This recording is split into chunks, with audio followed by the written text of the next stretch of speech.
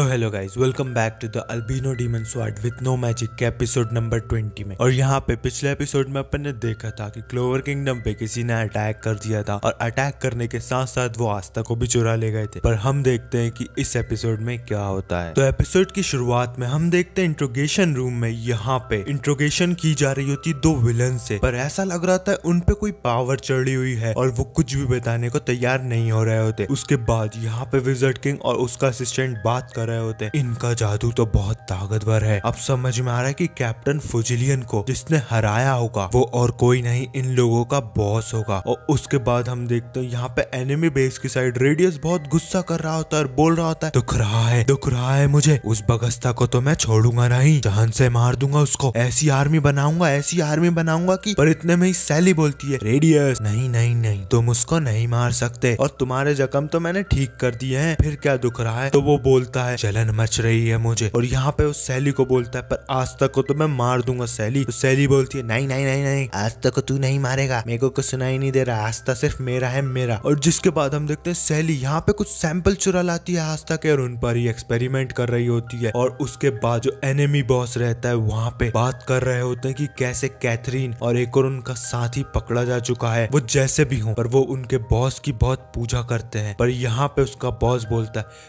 इसी चक्कर में तो हम उन्हें बचाने जाएंगे। वहाँ पे एनिमी बॉस आया था, विज़र्ड किंग ने उसका हाथ उड़ा दिया था। और यहाँ पे वो हार नहीं मानता है और हमको आगे दिखाई देता है कि वो तो पूरी सेना तैयार कर चुका है और अटैक करने की तैयारी में होता है क्लोवर किंगडम पे बहुत जल्द। और वो सेना बहुत ज्यादा तगड़ी बना चुका होता है। और उसके नेक्स्ट सीन में हम देखते हैं यहाँ पे क्लोवर किंगडम की साइड यहाँ पे आस्था और नोएल दिखते हैं हमको और उनके साथ दिखती है वही बच्ची जिनको उन्होंने बचाया था। वो बच्ची उनको थैंक यू बोलने के चक्कर में उनको कप केक देती थी और बोलती तुम्हारा धन्यवाद मुझे बचाने के लिए और चली जाती है। उसके बाद हम देखते हैं वहाँ चार्मी टपक पड़ती है और चार्मी बोलती है वाह कितने तगड़े केक हैं ये, तो जहाँ भी खाना होगा मैं सबसे पहले पहुंचूंगी, लो ये पकड़ो तुम भी खा लो। तो आस्था बता अरे ये तो हमको दिए। तो चार्मी बोलती है अरे ऐसा नहीं बोलते, मिल बांट के खाते हैं, लो पकड़ो एक। और यहाँ पे वो लोग खा के बोलते हैं अरे वाह यार क्या केक बनाया इस बच्ची ने, तो इसको तो बावर्ची रख लो। और जिसके बाद हम देखते हैं यहाँ पे चार्मी बड़ी खुश हो रही होती पर आस्था उससे पूछता है कि इतना खुश क्यों हो रही है, तुम्हारा मूड इतना अच्छा कैसे। और घुस जाती है आस्था के बैकपैक में और बोलती है देखो मैं इस तरीके से आई यहाँ पे। और हम देखते हैं यहाँ पे गोल्डन वन के स्क्वाड यूनो और क्लाउज वगैरह भी मिल जाते हैं। जिसके बाद यहाँ पे आस्था बोल रहा होता है यूनो से ओ वगैरह यूनो मेरे को पता है तूने उस बुड्ढी को अकेले हराया है पर मैं तेरी पेटी बना दूंगा, तू मुझको नहीं हरा पाएगा। और यहाँ पे चार्मी बोलती है तेरे को कैसे पता है इसके बारे में। तो यहाँ पे आस्था बताता है ये तो मेरा बचपन का दोस्त है। और जिसके बाद यूनो मजाक में एक इतना बड़ा अटैक कर देता है आस्था पे कि सबकी फट जाती है। और आस्था तलवार निकाल के यहाँ पे चीर देता है उसके अटैक को। पर उसके अटैक से जो हवा चलती है उसके कारण सबकी हवा ही उड़ जाती है। फिर यूनो सोचता है अरे ज्यादा बड़ा हो गया क्या ये। तो यहाँ पे आस्था बोलता है साले पागल कुत्ते कमीने क्या कर रहा है। और उसके बाद वो अटैक के बाद वो लिखता है श्रीमता मतलब बेवकूफ आस्था। और यहाँ पे चिल्ला रहा होता है साले ये लिखने के लिए इतना तगड़ा अटैक करा तूने बगस्ता यूनो। और हम देखते हैं कि क्लाउस सोच रहा था यूनो का अटैक इतना पावरफुल कैसे हो गया, तो गड़बड़ जरूर है। और जिसके बाद यहाँ पे मिमोसा भी सोच रही होती है मैं भी पावरफुल बनूंगी ताकि आस्था के साइड बाय साइड लड़ सकूं। और यहाँ पे आस्था भी बोल रहा होता है मुझे बहुत स्ट्रांग होना होगा यूनो, तेरा अटैक स्ट्रांग है तो क्या मैं भी स्ट्रांग बनूंगा। और जिसके बाद हम देखते हैं ब्लैक बुल्स के बेस में यहाँ पे मैग्ना और लक वापस आ जाते हैं उसके मिशन से और आस्था भी आ जाता है। और वो बता रहे थे कि कैसे उनको एक स्टार दिया है विज़र्ड किंग ने उनके तगड़े काम के लिए। और यहाँ पे आस्था भी बताता है मेरे को भी एक रैंक दी है, 3rd class junior magic night बन चुका हूँ मैं। तो मैग्ना और लोग बोलते ये क्या है। तो वो बोलते हैं तुमको नहीं पता ये क्या है। तो यहाँ में खड़े होकर बोलता है सालो गधो इतने साल हो गए तुमको मैजिक नाइट बने हुए पर तुमको रैंक के बारे में नहीं पता, तुम्हारी रैंक अभी भी 5th है, मतलब तुम आस्था से भी पीछे हो और सबसे ऊपर है चार्मी। तो चार्मी बोलती है और मच्छरो झुको मेरे सामने, झुक के रहना पड़ेगा मेरे सामने। और यहाँ पे उसको वो रैंक तब दी जब उसने वो बिच को अकेले ही हराया था। और यहाँ पे वो डिंग डांग कर रही होती है और बोल रही होती है अरे झुको मेरे सामने। और हम देखते यहाँ पे आस्था बोल रहा था पर कैप्टन फुजिलियन। तो यामी बोलता है ओहो तू क्या सोच रहा है, वो सीरियसनेस वाले किंग कभी भी वापस आ सकता है, इतना स्ट्रांगली वो वापस आएगा ना उसके कमबैक से सबकी फट जाएगी, तू उसकी टेंशन मत ले आस्था, तू अपनी देख। आस्था बोलता है ठीक है मैं बहुत ज्यादा प्रैक्टिस करने जा रहा हूँ। तो वो बोलता है नहीं अभी तो तू छुट्टी पे है, तेरी कल है छुट्टी। तो यहाँ पे फिनरल आ जाता है और बोलता है अगर तेरी छुट्टी है तो चल मिक्सर पे चलते हैं। तो यहाँ पे आमी बोलता है अबे तेरी छुट्टी नहीं है उसकी है। तो फिनरल फिर बोलता है अरे चल रहा क्या तू मिक्सर पे आस्था। तो आमी बोलता है साले मार डालूंगा मेरी बात भी सुन। तो वो फिनरल बोलता है कैप्टन यहाँ भी तुम भी चलो।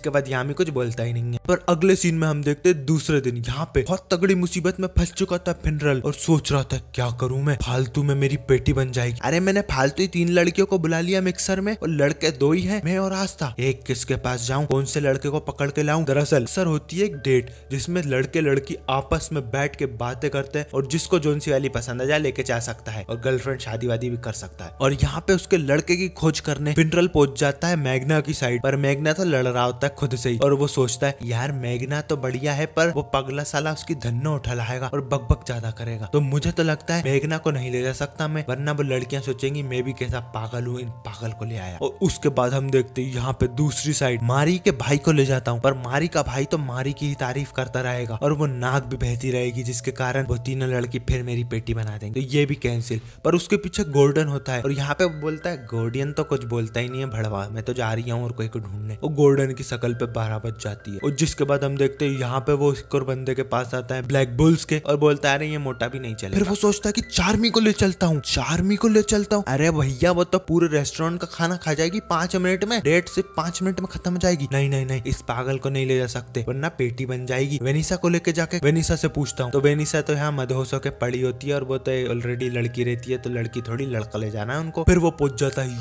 यामी के पास और सोचता है यामी को लेके जाऊँ क्या लड़कियों को बूढ़े लोग पसंद है क्या। और कैप्टन यामी तो उनकी पेटी बना देंगे, बोलेंगे तुमने छोटे कपड़े क्यों पहने हैं, तुम्हारा पेट क्यों दिख रहा है, कवर करके आओ, जाओ शो लोड़ के आओ। और ये भी गलत फहमी है, अरे किसको ढूंढू भैया मैं। और वो पहुंच जाता लक के पास, तो लक से बोलता है तू चलेगा क्या मिक्सर में, तो लक बोलता है हाँ भाई चलूंगा मैं, तो चल। मिक्सर स्ट्रांग होता है क्या, फिनरल बोलता है इसको तो बाद में समझाऊंगा पर अभी हाँ तू चल। और जिसके बाद हम देखते हैं यहाँ पे वो तीनों चंगू मंगू तैयार हो जाते हैं डीओ बीओ लगा के कि चलो भैया लड़कियां पटाएंगे, जिसमें से आस्था को तो कुछ पता ही नहीं होता और लक को भी कुछ पता नहीं होता, सब कुछ फिनरल को ही पता। और यहाँ पे वो फिनरल के जादू से जा रहे होते हैं रेस्टोरेंट की साइड और जिसमें नोएल भी टपक जाती है और कूद जाती है उनके साथ, जिसका उनको पता नहीं होता। फिर जैसे ही वो कैपिटल किंगडम में पहुंचते हैं यहाँ पे नोएल छुप जाती है और देख रही होती है उनको। जिसके बाद यहाँ पे वो धीरे धीरे चल के जा रहे होते हैं और नोएल उनका पीछा कर रही होती है। इनका देखती हूँ मिक्सर में क्या करते हैं, वैसे मैं मिक्सर में आई क्यों, मुझे क्या बगस्ता पसंद आने लगा, अरे किससे बात कर रही हूँ मैं, बगस्ता के प्यार में पागल हुई जा रही हूँ। जिसके बाद हम देखते हैं उनको यहाँ पे बड़ी मशक्कत के बाद रेस्टोरेंट मिल जाता है और वो रेस्टोरेंट के अंदर चले जाते हैं जहाँ पे और भी लोग मौजूद होते हैं। और जिसके बाद यहाँ पे फिनरल बोल रहा होता है चलो मैं अपना इंट्रोडक्शन देता हूँ, ये लो बुके, मेरा नाम है फिनरल, मैं हूँ ब्लैक बुल्स का मैजिक नाइट और तुम लोगों से मिलके बड़ी ही खुशी हुई, ये लो बुके तुम सबके लिए लाया हूँ वो फूल काली पहाड़ी से तोड़ के। और जिसके बाद हम देखते हो यहाँ पे वो मन में सोच रहा था मैं तो एक लड़की पटा ही लूंगा पर इन दोनों ढोरों का क्या करूँ। और जिसके बाद फिनरल बोलता है चलो चलो लक बेटा तुम बताओ अपने बारे में, थोड़ा इंट्रोडक्शन दो। तो यहाँ पे लक सोचता है मैं वही बताऊंगा जो मुझे पसंद है। तो लक बोलता है मैं हूँ 18 साल का लक बोल्टिया और मुझे लड़ना मरना पसंद है, मैं खून खराबा करने में माहिर हूँ और मेरी जिंदगी ही मेरी लड़ाई है,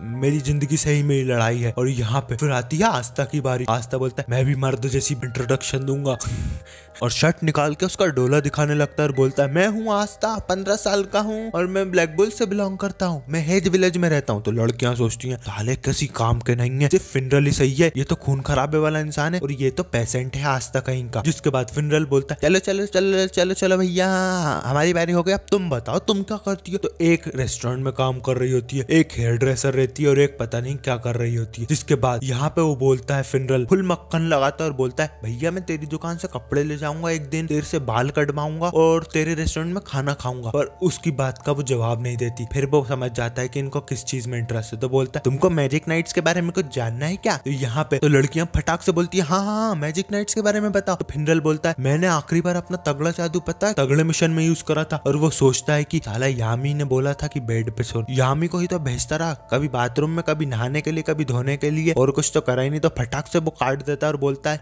लक तू पहले बता। तो लक बताता है अरे कुछ नहीं यार, 10 चोरों को पकड़ा और बहुत मारा, उनका मुंह तोड़ दिया पूरा और 10 के 10 चोरों की मैंने 3-3 हड्डी भी तोड़ दी। इच्छा तो रही थी उनको जान से मार दूं पर मैंने इस बार छोड़ दिया, पर अगली बार मार दूंगा तुम जरूर देखना। और जिसके बाद लक का मुंह वो बंद कर देता है। पर आस्था से बोलता है आस्था तू बता बेटा तूने अभी क्लोवर किंगडम में क्या करा था। तो आस्था बोलता कुछ नहीं यार, ये देखो मेरा पेट बहुत मारा मैंने उन लोगों को पर उन्होंने 3 छेद कर दिए। और लक पागल उसके छेद में उंगली कर रहा होता है कि भाई यार कैसे खून निकल रही है, इसको रोक के तो आ। और लड़कियां पगला जाती हैं कि ये कौन गधे के साथ हम आ गए डेट पे। पर दूसरी साइड देखते हैं कि नोएल रेस्टोरेंट में वेटर के कपड़े पहन के तैयार होती है और बोलती है मैं यहाँ क्या कर रही हूँ बगस्ता के प्यार में। और यहाँ पे एक बुढ़ा बोलता है ओ भैया दारू लेके आ मेरे लिए। तो नोएल बोलती है चुप रे मच्छर कहीं के खुद ले जाके, और वो बुढ़े का मुंह सा हो जाता है। और जिसके बाद हम देखते हैं बहा को। यहाँ पे बहा भी मिक्सर पे आया होता है उसके 2 चंगू मंगुओं के साथ, और यहाँ पे इंट्रोड्यूस कर दिया होता है उसको। तो बड़ा ही तगड़ा मैजिक नाइट हूँ, मेरे आगे तो सब थर थर कांपते हैं, ये दोनों चंगू मंगू भी मेरे आगे कांपते हैं।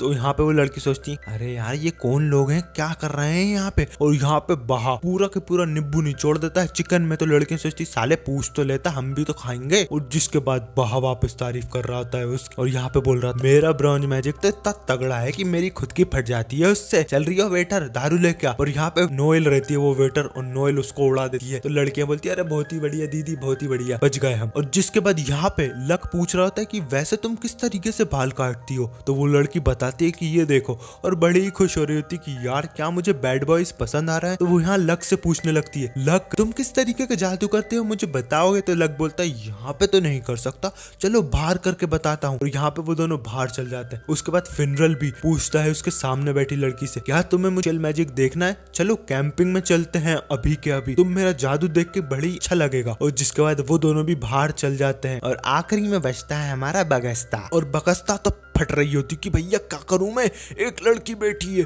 और ये सड़ा मुंह क्यों बना रही है। तो यहाँ पे आस्था बोलता है मुझे फटाक से कुछ करना पड़ेगा। तो यहाँ पे वो फटाक से बोल देता है तुम्हारा फेवरेट खाना कौन सा है, मुझे तो टटोइस पसंद है। तो यहाँ पे वो लड़की बोलती है अरे भाई तू इतना प्रेशर मत कर, कोई दिक्कत नहीं है, मैं यहाँ पे सिर्फ इसलिए आई हूँ क्योंकि मुझे मेरे भाई बहनों की देखरेख करनी पड़ती है, मैंने सोचा शादी करके खुश हो जाऊंगी। तो यहाँ पे आस्था पूछता है तुम्हारे कितने भाई बहन है। तो बताती है 4। तो आस्था भी बोलता है मेरे भी 4-5 भाई बहन है, यहाँ पे हम ब्लड रिलेटेड नहीं है पर हम एक ही बेड पे सोते थे, पर अभी मैं मैजिक नाइट में आ गया तो मेरे को अलग रूम मिल गया, पर मैं उन लोगों को बहुत मिस करता हूँ। और यही चीज को लेके वो बात कर रहे होते हैं कि कैसे उनके भाई बहनों की वजह से उनकी जिंदगी थोड़ी तो खुश नसीब रहती है और वो हंसते खेलते रहते। तो यहाँ पे उनकी बातें सुन के नोएल प्लेट चटका देती है। तो उसका बॉस बोलता है अरे भैया तेरे को अभी जॉब दी है, तू प्लेट तोड़ रही है। तो नोएल बोलती है चुप रहे, छर कहीं के निकल जाए यहाँ से। और यहाँ पे वो बॉस की भी पेटी बना देती है 2 सेकंड। और जिसके बाद हम देखते हैं यहाँ पे आस्था और उस लड़की के पास जिसका नाम रेबेका रहता है एक नस्सू बुढ़ा आता है और बोलता है ओहो तू मैजिक नाइट है ब्लैक बुल्स का है ना, और तू कौन है, तू लड़की है। ओ समझ गया, तेरे को एक मैजिक नाइट फंसाना है, समझ गया क्या। अरे तेरे को तो मैंने पहले कभी देखा है, अच्छा तू तो वो रेस्टोरेंट में काम करती है ना 4-5-6 बच्चों के साथ। अच्छा मैं समझ गया, तेरा मर्द तेरे को छोड़ के चला गया उन बच्चों के साथ। तो वो बोलती है अरे वो मेरे भाई हैं। और यहाँ पे वो बोलता है अगर तेरे को मर्द ही फंसाना है तो मुझे फंसाना है, इस बच्चे को क्यों फंसा रही है। तो आस्था उसका हाथ पकड़ लेता है और बोलता है हाथ हटा, तेरी हिम्मत कैसे हुई, तेरे को क्या पता वो क्या करती है क्या नहीं, हाथ हटा फटाक से वरना तेरी पेटी बना दूंगा। तो यहाँ पे बूढ़ा बोलता है अबे कौन सा जादू यूज करता है बता मेरे को भी। तो आस्था बोलता है मैं कोई जादू यूज नहीं करता, पर उठा के दमिश देता है बूढ़ा को और फेंक देता है बहा और उसके चंगू मंगू दोस्तों पे। बहा के सामने बैठी लड़कियां तो उठ के चल जाती हैं और बोलती हैं धन्यवाद भैया तुमने भी हमको बचा लिया। आस्था और रेबेका भी भागते हुए बाहर चल जाते हैं और नोएल भी उनके पीछे बाहर चल जाती है और वो बात कर रहे होते हैं बाहर जाके। और रेबेका यहाँ पे इम्प्रेस हो जाती है आस्था से, सोच रही थी मुझे पसंद आ रहा है। और वो पूछती है आस्था क्या तुम्हें कोई पसंद है।